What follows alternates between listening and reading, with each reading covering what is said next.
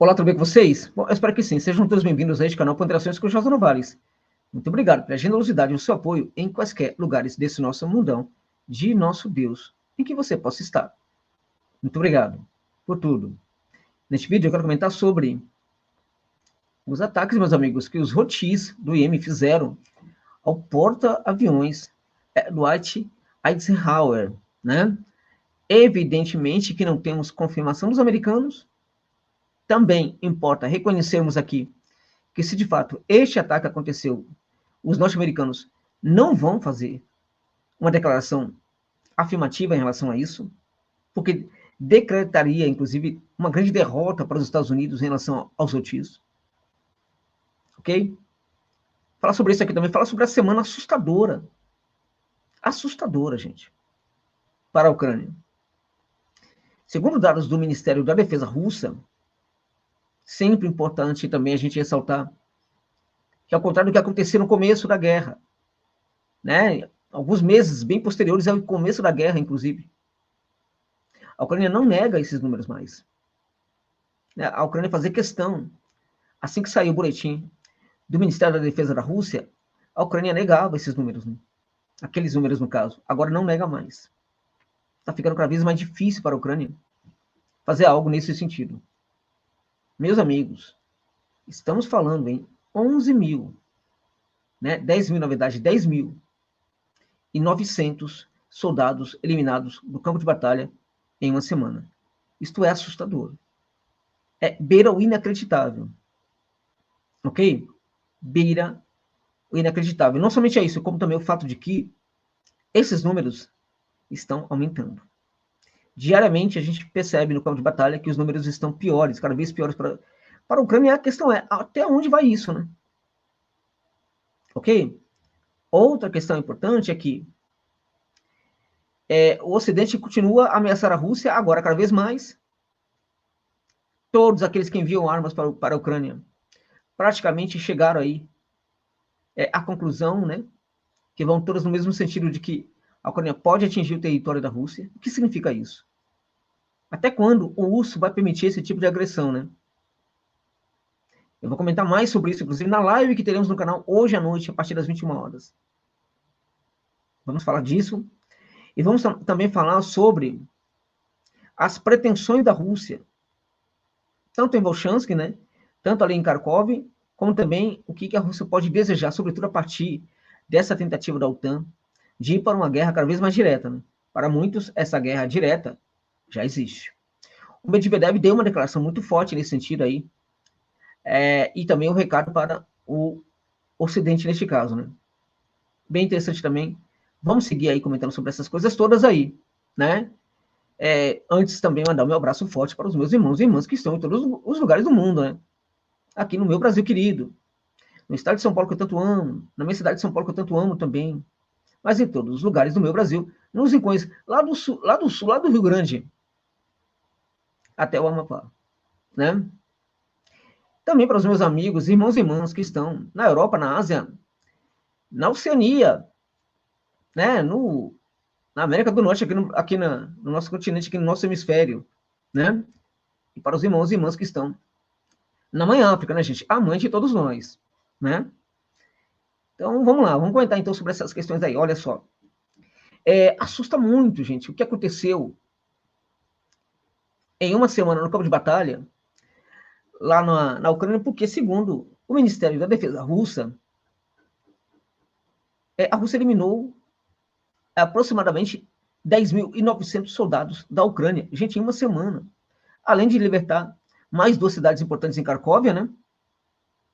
2 cidades ali que se somam às mais de 10 cidades já conquistadas. Foram mais de 25 ataques, foram 25 ataques conjuntos com armas de alta precisão contra alvos ucranianos, né, segundo o Ministério da Defesa da Rússia, né? Aspas para o Ministério Russo, né, de 25 a 31 de maio deste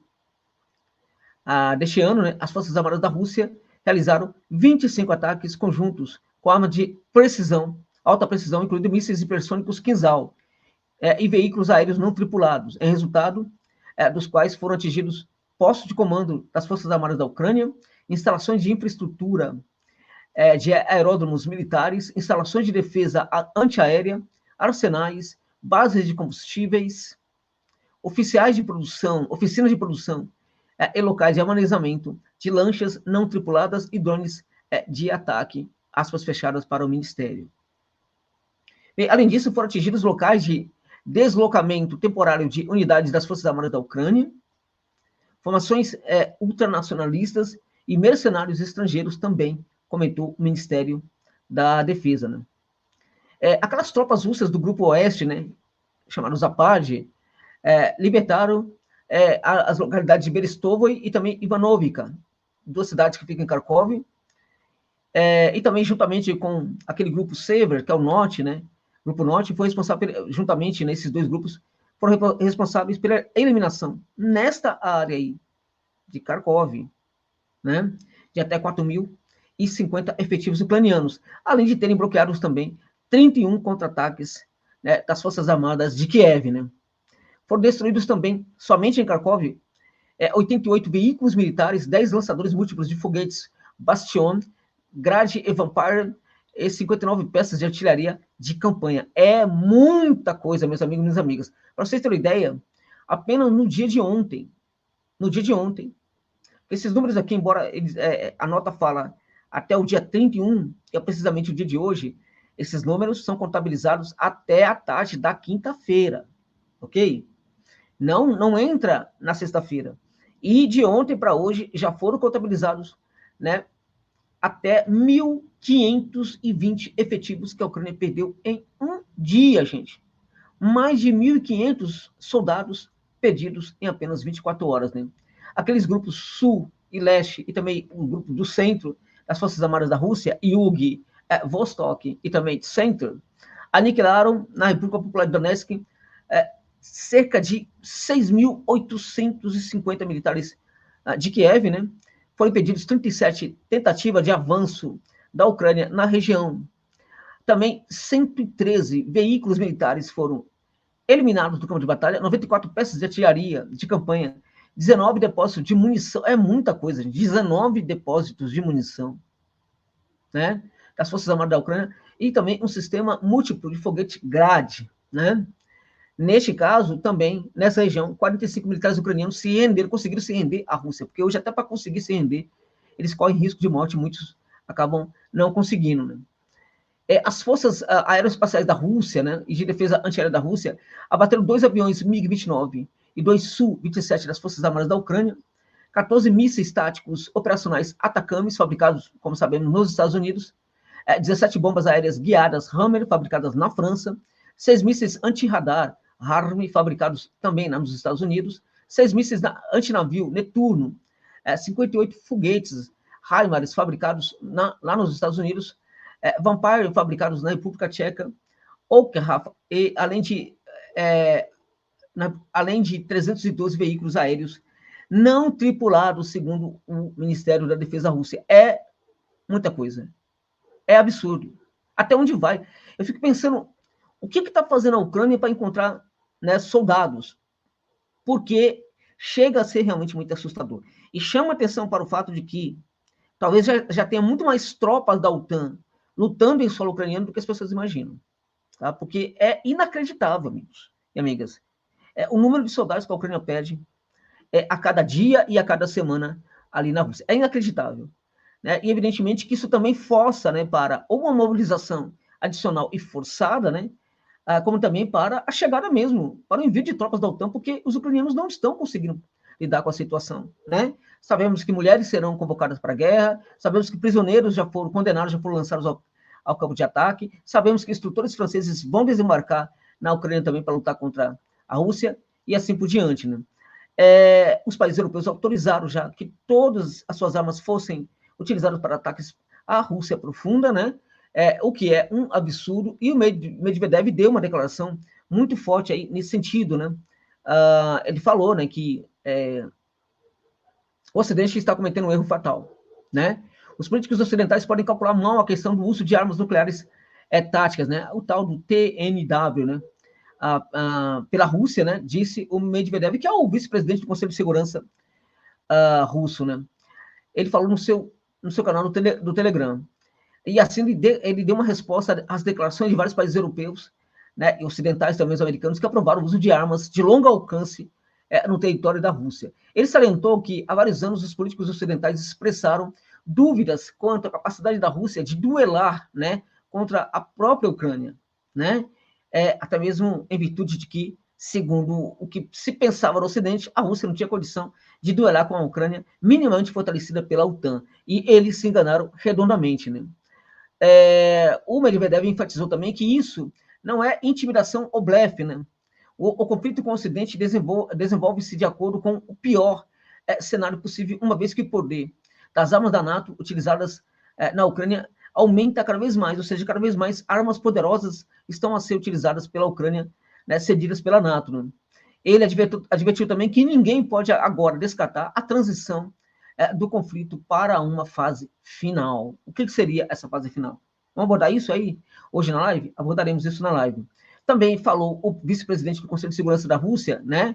Outras coisas, prometeu destruir também todo o equipamento militar e especialistas, né, dos países ocidentais que lutam contra Moscou, né, contra a Federação da Rússia. Também falou, né, que no território, tanto no território ucraniano, como também no território dos estados de onde partirem ataques para a Rússia, esses locais serão atacados também pela Federação da Rússia. Então, se partir um ataque de uma Polônia, a Polônia será atacada. Se partir um ataque da Romênia, a Romênia será atacada. Dos países nanicos bálticos, eles também serão atacados, segundo o Medvedev, né? Ele lembrou que hoje as Forças Armadas da Ucrânia são controladas diretamente por militares dos países da OTAN. Preste atenção, gente, isso é importante. Né? Ele disse que hoje, na verdade, as Forças Armadas da Ucrânia são controladas diretamente, né, por militares dos países da NATO, e isso não é assistência militar, mas sim participação direta no conflito, gente. Tais ações podem muito bem tornar-se um caso de guerra fatal contra a própria OTAN. Bem, a situação realmente é muito grave, como a gente percebe. Eu tenho uma visão muito particular em relação a isso. Acho que a Rússia está manifestando uma paciência exagerada até, tá? Exagerada. Temos o caso, por exemplo, do Azerbaijão, né, que a França começou a mexer com os interesses do Azerbaijão, apoiando a Armênia, para que o Azerbaijão começasse a fortalecer as forças lá na Nova Caledônia, rebeldes, né? Então, por que a Rússia não faz a mesma coisa, por exemplo, né? Claramente que aqui quem está falando é um observador distante. Sabemos que a Rússia assim, não dá para entender o que eles querem, não dá para saber o que eles querem, e ao contrário do que muita gente pensa, eles estão muito mais à frente do que nós imaginamos em relação aos seus inimigos, né? Então pode ser que tudo isso faça parte de um grande cálculo, né? E os ataques podem acontecer num momento específico. É claramente que a gente não quer que o aumento da violência. O que eu estou vendo, o que a gente está vendo no momento, é que a OTAN quer essa violência, quer essa guerra direta com a Rússia, né? Estão brincando com fogo, gente. É de uma irresponsabilidade colossal, né, os líderes ocidentais, né? Vamos ver no que isso vai dar, esperemos que não dê em nada, né? Bom, para terminar esse vídeo, né, falar para vocês aqui que assim, houve um ataque aí, poderoso, tá? Poderoso, segundo foi dito ali pelo porta-voz do IEM, né, dos Houthis do IEM, um ataque poderoso aí contra o Dwight Eisenhower, né, que é aquele porta-aviões importantíssimo, um grande orgulho americano, né, que segundo ali, né, o porta-voz dos Houthis teria ficado em chamas, né?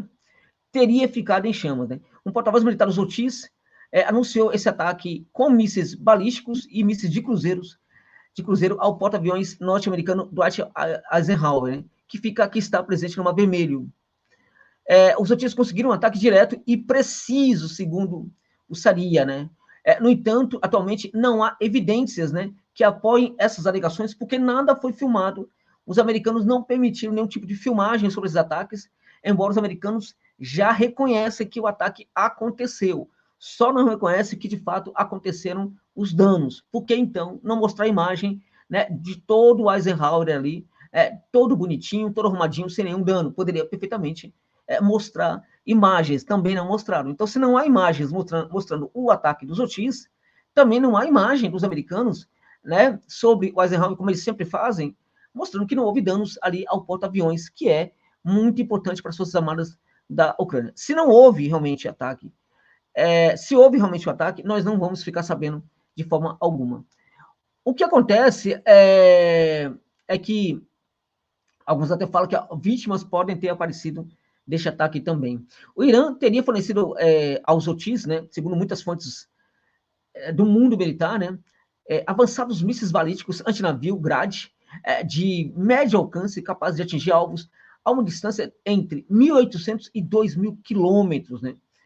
Isso reforça bem significativamente o potencial dos Houthis no confronto contra as forças ocidentais e também para israelenses, né? Porque os Houthis também encaram Israel como um grande inimigo neste caso, né? Os Houthis já deixaram claro, né, que tudo isso vai terminar quando Israel deixar a ocupação em Gaza, né? Agora, os Houthis também fizeram esse ataque ao Dwight Eisenhower em virtude dos ataques covardes, né, e terroristas que os americanos estão fazendo contra a população civil no Iêmen, ok? No Iêmen, civil, gente. Por quê? Porque os americanos não estão mais conseguindo, já descartaram qualquer tipo de eficácia nos seus ataques às armas dos Houthis, e neste momento fazem ataques para intimidação da população, aquela velha estratégia do Ocidente, né, de amedrontar a população, revoltar a população para que eles se rebelem contra os seus governantes. Isso não vai acontecer no Iêmen, de jeito nenhum, ok? Também deixando claro que não há somente uma briga dos Houthis contra os americanos, mas também contra o Reino Unido, né, que está sempre presente com os Estados Unidos nessa confusão aí, né. A transferência para os Houthis dessas armas, né, torna muito mais difícil fornecer segurança aos navios, porta-aviões e outras armas norte-americanas ali naquela região, né. Demonstra também a vontade do Irã de apoiar diretamente os seus aliados na melhora, né, das suas capacidades ali de ataque aos inimigos. Né? Bem, além de confrontar o Ocidente e também Israel no Mar Vermelho, os Houthis estão a conduzir operações muito bem sucedidas no Iêmen, tá, gente? Estão ativamente perseguindo apoiadores do presidente antigo, né? O Ali Abdullah Saleh, né? Que é um canalha, né? Na verdade, né? O serviço de segurança do movimento Houthi disse, né? Que apreendeu vários agentes iemenitas, né? De uma célula de inteligência ligada ao governo reconhecido pelo Ocidente em Aden, ou seja, aquela outra parte do Iêmen que tem um governo ali que o Iêmen, que o Ocidente reconhece. A unidade conhecida como Unidade 400 está implantada na parte ocidental do Iêmen, né? Controlada pelos Houthis, onde recolhe informações sobre a localização de depósitos de armas e outras instalações militares, tá? Essas ações, gente, de encontrar esses agentes do Ocidente, mostra o altíssimo nível, o nível elevadíssimo dos Houthis, né, quanto ao seu serviço de segurança. Isso mostra uma sofisticação do serviço de segurança dos Houthis, né, mostra que os Houthis realmente estão muito preparados para o combate com aqueles que consideram seus inimigos. Né. Um ataque a um porta-aviões americano poderia ter consequências muito sérias, como a gente sabe. Esse ataque já aconteceu, né? Agora, a questão é, se os Estados Unidos não reconhecem, não tem por que atacar os Houthis. Se os Estados Unidos reconhecem que houve o ataque, né, aí teria até uma obrigação de atacar os Houthis. Por que será que os Estados Unidos não querem reconhecer que houve esse ataque? Porque o que mais deseja o Ocidente neste caso, sobretudo os americanos, é ter um motivo para praticar um ataque destruidor, né, de devastação contra os seus inimigos. Quando esses motivos não existem, né, eles são criados, inclusive, pelos norte-americanos, como aconteceu no Iraque, né, que inventaram armas químicas de Saddam Hussein que jamais foram encontradas. Né. Então, na verdade, o que a gente pode concluir disso daí é que os Estados Unidos não querem um confronto direto contra o Iêmen neste momento. Porque tem medo do Iêmen? Não é bem assim, gente. Claramente que os Estados Unidos têm poder para destruir o mundo inteiro, como sabemos. Mas a questão é o tipo de guerra que se travaria no Iêmen, né? Será que os americanos estariam preparados para essa guerra hoje? Os americanos que foram derrotados pelo Talibã no Afeganistão, nesse tipo de guerra de atrito, será que seria possível hoje para os americanos? É uma questão importante para a gente pensar aqui, né? Agora, o fato é que os Houthis ainda continuam, né, a incomodar demais o Ocidente, né, com suas armas, com seus ataques, e certamente que essa situação aí tem reforçado muito, muito, né, o moral das tropas da resistência contra os americanos, contra o Reino Unido, e neste caso também contra os sionistas de Israel que estão ali praticando aquele genocídio em Gaza, né? Esperemos aí, portanto, que a paz seja estabelecida nesse local. Agora, paz neste local, no Oriente Médio, só vai começar a ser estabelecida quando houver ali, segundo o Ocidente, o reconhecimento, alguns países do Ocidente, o reconhecimento da Palestina como um Estado independente. Aumenta cada vez mais ali o número de países que já reconhecem a Palestina. Alguns países europeus deverão reconhecer nos próximos meses, segundo informações, né? E isto também é só um primeiro capítulo aí para que a Palestina possa ter um Estado independente. E se isso acontecesse, né, sequer sabemos se a paz seria estabelecida ali, porque muitos acham que essa solução de 2 estados, inclusive, já está completamente superada. Tá bom, gente? Então, eu espero todos vocês hoje na live de logo mais à noite, aqui neste canal, para a gente debater sobre a guerra da Rússia contra a OTAN e outras questões correlatas, tá bom? Muito obrigado pela gentileza de ficarem comigo neste longo vídeo até o final.